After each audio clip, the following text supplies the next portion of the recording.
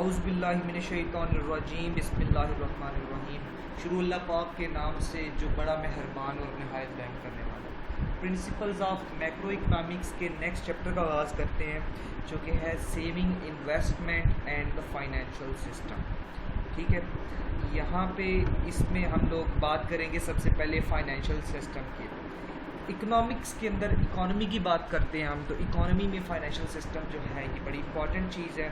तो यहाँ पे बात करते हैं फाइनेंशियल सिस्टम होता क्या है। The financial system consist of the group of institutions in the economy that help to match one person's saving with another person's investment. It moves the economy's scarce resources from savers to borrowers.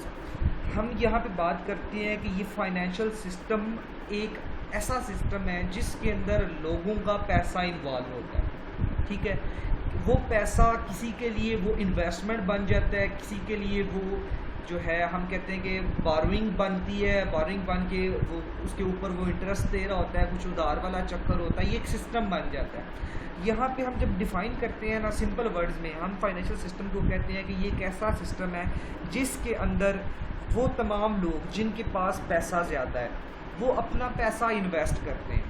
Invest कैसे करते हैं, उनकी कोशिश होती है कि वो ऐसे बंदे ढूंढें जिनके पास पैसा जो है वो कम है, ठीक है, जिनको पैसे की ज़रूरत है, और अब वो पैसा उन लोगों को देते हैं और उसके बदले में वो उनसे कुछ चार्ज करते हैं एक्स्ट्रा। ठीक है, तो यहाँ पे एक रिलेशनशिप बन जाती है इन्वेस्टर और बारोवर की। ठीक है, तो हम इसलिए यहाँ पे बात करते हैं कि ये एक सिस्टम होता है जो इदारों के ऊपर भी मुश्तमिल है, जो आम लोगों के ऊपर भी मुश्तमिल है, जिनमें इन्वेस्टर्स आ जाते हैं, कुछ वो लोग जिन्होंने पैसा सेव किया होता है। ठीक हो गया, इस सिस्टम की बात कर रहे हैं हम। तो आगे चलते हैं, हम कहते हैं कि फाइनेंशियल जो है अब यूएस इकॉनमी की बुक में हमारा एक्सप्लेन किया हुआ है, जैसे आपको स्क्रीन पे शो भी हो रहा है यहाँ पे, उसके लिहाज से हम डिस्कस कर लेते हैं। पाकिस्तान में भी सेम वैसा सिस्टम ही चल रहा है। कहते हैं the financial system is made up of financial institutions that coordinate the actions of savers and borrowers. कहते हैं फाइनेंशियल सिस्टम के अंदर फाइनेंशियल इंस्टीट्यूशंस होते हैं, इदारे होते हैं जो कोऑर्डिनेशन फ्राम कर रहे होते हैं सेवर्स को बारोवर्स को। ठीक है, अब यहाँ पे कहते हैं कि जिनके पास पैसा ज़्यादा है ना वो भी इन इदारों के पास आते हैं जिन्हें हम फाइनेंशियल इंस्टीट्यूशंस कहते हैं। जिनके पास पैसा नहीं है, जिन्हें ज़रूरत है, वो भी इन इदारों के पास चल के आते हैं कि हमें पैसा चाहिए। तो ये इंटरमीडिएरी के तौर पे काम कर रहे होते हैं और अपनी सर्विसेज के चार्जेस ले रहे होते हैं। फिर कहते हैं financial institutions can be grouped into two different categories, financial markets and financial intermediaries. अब यहाँ पे जब बात करते हैं हम इंस्टीट्यूशंस की, तो इंस्टीट्यूशंस दो हिस्सों में डिवाइड हो जाते हैं। फाइनेंशियल मार्केट्स भी इनमें आ जाते हैं और उसके अलावा फाइनेंशियल इंटरमीडिएरीज आ जाते हैं। हम यहाँ पे इनको डिस्कस करेंगे। ठीक है, अब तो स्क्रीन पे शो हो रहा है फाइनेंशियल मार्केट्स। फाइनेंशियल मार्केट्स के अंदर सबसे पहले आपके पास आ जाती है स्टॉक मार्केट। स्टॉक को सिंपल वर्ड में हम कहते हैं शेयर्स मार्केट। ठीक है, जहाँ पे शेयर्स की लेन देन होती है, सेल परचेज हो रही होती है। और दूसरे नंबर पे हमारे पास आ जाते हैं बॉन्ड मार्केट। बॉन्ड एक इंस्ट्रूमेंट होता है जो लॉन्ग टर्म लोन के लिए हमारे पास चल रहा होता है। ठीक है, इसके बाद फाइनेंशियल इंटरमीडिएरीज की बात की जाती है। फाइनेंशियल इंटरमीडिएरीज में क्या कौन से इदारे आते हैं, आपके पास बैंक्स आ जाते हैं, म्यूचुअल फंड्स आ जाते हैं। देखिए आपको ना ये जो नाम सामने आपको स्क्रीन पे शो हो रहे हैं इनके टाइप्स, इनको देख के आपको थोड़ा सा अंदाज़ा हो रहा होगा कि हाँ ये फाइनेंशियल मार्केट होती है, ये फाइनेंशियल इंटरमीडिएरीज होते हैं, और ये तो ओवरऑल फाइनेंशियल सिस्टम क्या होता है हमारे इर्द गिर्द जो है ना ये एग्जिस्ट कर रहा होता है। अच्छा, इसको देख के ना आपको अंदाज़ा हो रहा होगा फाइनेंशियल सिस्टम का कि क्या होता है फाइनेंशियल सिस्टम। ये चीज़ें रोज़मर्रा लाइफ में हमारी यूज़ हो रही हैं, ये सिस्टम का हिस्सा है हम लोग। ठीक है, अब आगे जब चलते हैं ना, हम कहते हैं फाइनेंशियल मार्केट्स होती क्या है बेसिकली, इनको डिफ़ाइन कैसे करते हैं। कहते हैं financial markets are the institutions through which savers can directly provide funds to बारोवर।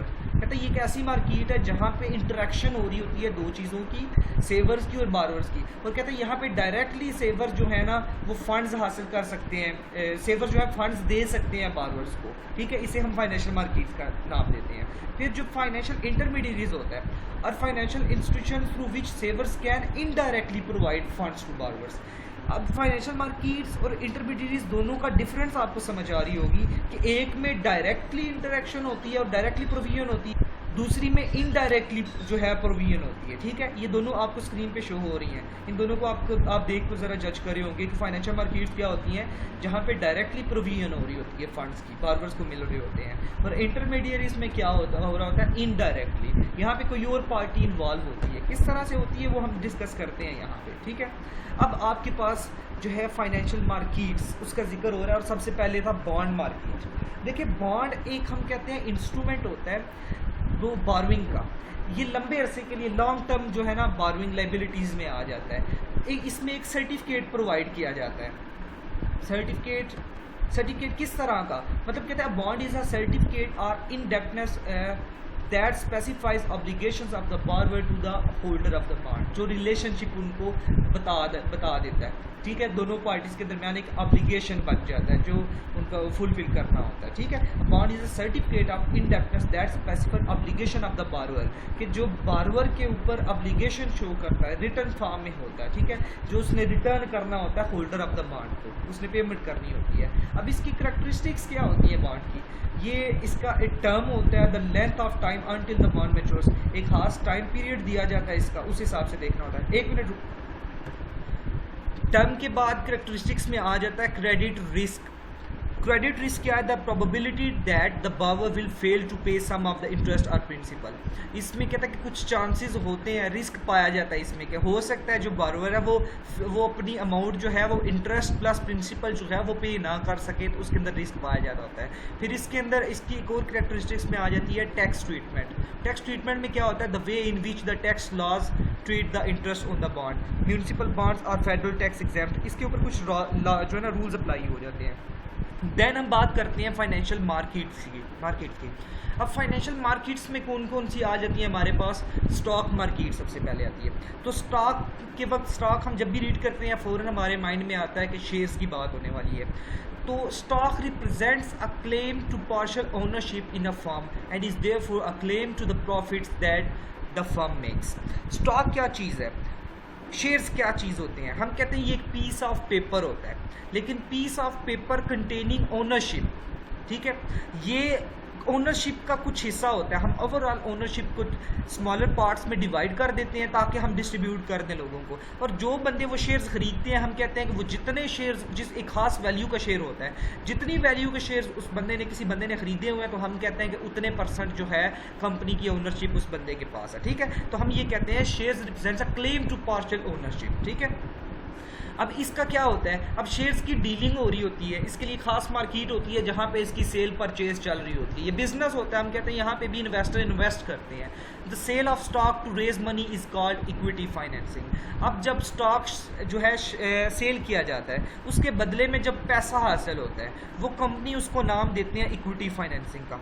अब यहाँ पे ना फाइनेंशियल पॉइंट ऑफ व्यू से मैं आप लोगों को एक बात बता दूँ कि जब किसी भी कंपनी को पैसों की ज़रूरत पड़ती है तो वो अपने डिफरेंट फाइनेंसिंग ऑप्शन यूज़ करती हैं, ठीक है। उन ऑप्शंस में होता है कि वो लोन ले लेते हैं, फिर उसके बाद एक ऑप्शन होती है इक्विटी फाइनेंसिंग, जो यहाँ पे हम कर रहे हैं बात, कि अपनी ओनरशिप को डिवाइड कर देना शेयर्स में, और शेयर्स जनरल पब्लिक को ऑफर कर देना और जनरल पब्लिक से पैसा कलेक्ट कर लेना, ठीक है। तो हम कहते हैं कि ये इक्विटी फाइनेंसिंग ऑप्शन होती है कंपनी के लिए, कि जब भी कंपनी को पैसों की ज़रूरत पड़ती है तो वो ये ऑप्शन यूज़ कर सकते हैं। ये बेसिकली फाइनेंस के अंदर जो है हम इसको बड़ी डिटेल में पढ़ते हैं, ठीक है।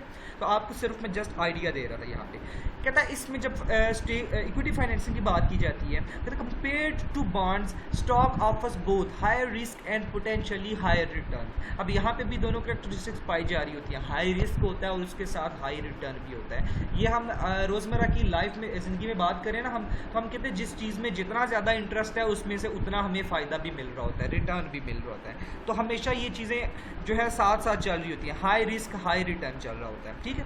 नेक्स्ट कहते हैं the most important stock exchange in the United States और the New York stock exchange, the American stock exchange and Nasdaq. ये तो अमेरिका के लिहाज से बात किया हमने। यहाँ पे पाकिस्तान में इस्लामाबाद, कराची स्टॉक एक्सचेंज, ठीक है, ये हम बात करते हैं 100 इंडेक्स और इस तरह की एग्जांपल्स आप जो है न्यूज़ में भी सुनते रहते हैं, ये उनकी एग्जांपल्स बता रहे हैं, ठीक है। अब स्टॉक मार्केट की बात करते हैं, कहते हैं most newspaper stock tables provide the following information. ये न्यूज़पेपर्स में भी इनकी डेली बेसिस पे, मंथली वीकली बेसिस पे इंफॉर्मेशन जो है वो आती रहती है। Most newspaper stock tables provide the following information: price of a share, volume, number of share sold, dividend, profits paid to stock holders, price earning ratio. ये चीज़ें न्यूज़पेपर्स में मेंशन करती हैं कंपनीज, ठीक है, कि पर शेयर प्राइस क्या चल रही है, कितने शेयर सेल हो रही हैं। शेयर्स के ऊपर जो इनकम दी जाती है, जो प्रॉफिट डिस्ट्रीब्यूट किया जाता है, उसे डिविडेंड का नाम देते हैं। कितना डिविडेंड दिया जा रहा है, कितना ऑफर किया जा रहा है, ये भी मेंशन होता है। और प्राइस अर्निंग रेशियो क्या चल रही है मार्केट में, ये भी मेंशन होता है, ठीक है।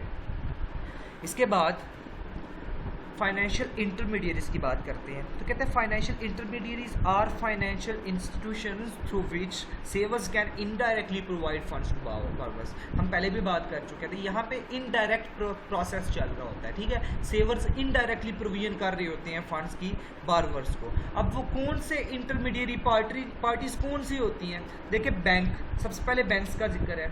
बैंक्स में लोन लेना होता है हम, तो हम बैंक के पास चले जाते हैं। हमारे पास एक्स्ट्रा मनी है, सेविंग करनी है हमने, तो वो भी हम बैंक के पास चले जाते हैं। कुछ लोग जो है वो सूद के चक्कर में, इंटरेस्ट के चक्कर में पड़ते हैं कि लंबे अरसे के लिए पैसे फिक्स करवा देते हैं, बैंक के पास चले जाते हैं ताकि उनके ऊपर उसके ऊपर जो है इंटरेस्ट मिलता रहे, अर्निंग मिलती रहे, ठीक है। तो बैंक्स इंटरमीडियरी पार्टी होती है। तो बैंक्स का काम क्या होता है? Take deposits from people who want to save and use the deposit to make loans to people who want to borrow।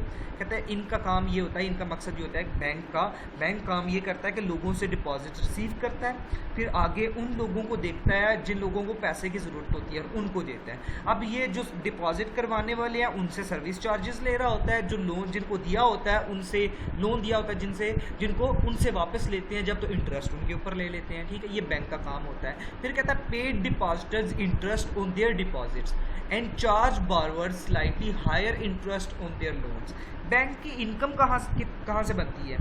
जो इंटरेस्ट ये बारोवर से चार्ज करता है उसका कुछ हिस्सा अपने पास रखता है और कुछ हिस्सा उसका डिपॉजिटर्स को दे देता है, ठीक है। उसके अलावा डिपॉजिटर्स से ये सर्विसेज चार्जेस भी ले रहा होता है साथ साथ, ठीक है।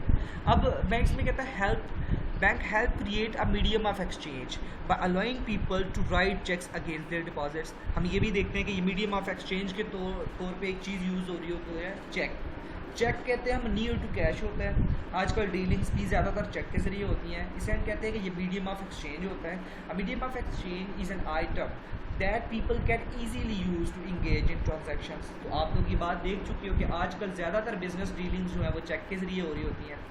तो इसे कहते हैं ईजी टू कैरी ऑप्शन होती है इसमें, कि चोरी होने का डर नहीं है। अगर चोरी हो भी जाए तो हम फ़ौरन बैंक से इसको रुकवा भी सकते हैं ट्रांजैक्शन। तो ये ज़रा सेफ मेथड होता है इसका, ठीक है। This facility is the purchase of goods and services. अब ये आपको सहूलत देता है कि आप कुछ भी खरीद सकते हो, बेच सकते हो इसके ज़रिए। नेक्स्ट आ जाता है इंटरमीडियरीज के अंदर म्यूचुअल फंड्स। अब म्यूचुअल फंड्स कौन से होते हैं? Mutual fund is an institution that sells shares to the public and uses the proceeds to buy a portfolio of various types of stocks, bonds or both। They allow people with small amounts of money to easily diversify। Mutual fund जो है ना, ये कहते हैं कि छोटी छोटी saving लोगों से इकट्ठी कर रहा होता है, ठीक है। ये अपने शेयर्स पब्लिक को भी सेल कर रहा होता है, उन फंड्स को यूज़ करके ये पोर्टफोलियो परचेज कर रहे होते हैं, डिफरेंट स्टॉक, डिफरेंट बॉन्ड्स या दोनों चीज़ें परचेज कर रहे होते हैं और एज अ इंटरमीडियरी काम कर रहे होते हैं, ठीक है। अब इसके अलावा भी कुछ इंटरमीडियरीज पार्टीज़ होती हैं जिन्हें अदर फाइनेंशियल इंस्टीट्यूशंस के नाम से हम देखते हैं, जिसमें क्रेडिट यूनियंस हैं जिनका काम है लोगों को छोटे मोटे कर्जे फ्राहम करना। पेंशन फंड्स हैं, ये भी फाइनेंशियल इंटरमीडियरीज का नाम आ जाता है। पहले कलेक्शन की जाती है, बाद में रिटर्न किया जाता है, उसके ऊपर इंटरेस्ट दिया जा रहा होता है। इंश्योरेंस कंपनीज, ये भी हमारी फाइनेंशियल इंटरमीडियरीज के तौर पे काम कर रही होती हैं। लोन शार्क्स, ये भी हमारे जो हैं फाइनेंशियल इंटरमीडियरीज के तौर पे काम कर रहे होते हैं। ये हमने हिस्ट्री में पढ़ा होगा कि गोल्डस्मिथ जितने भी होते थे बैंकिंग के आगाज़ में, वो भी यही काम कर रहे होते थे, एज अ फाइनेंशियल इंटरमीडियरीज वो काम कर रहे होते थे, ठीक है।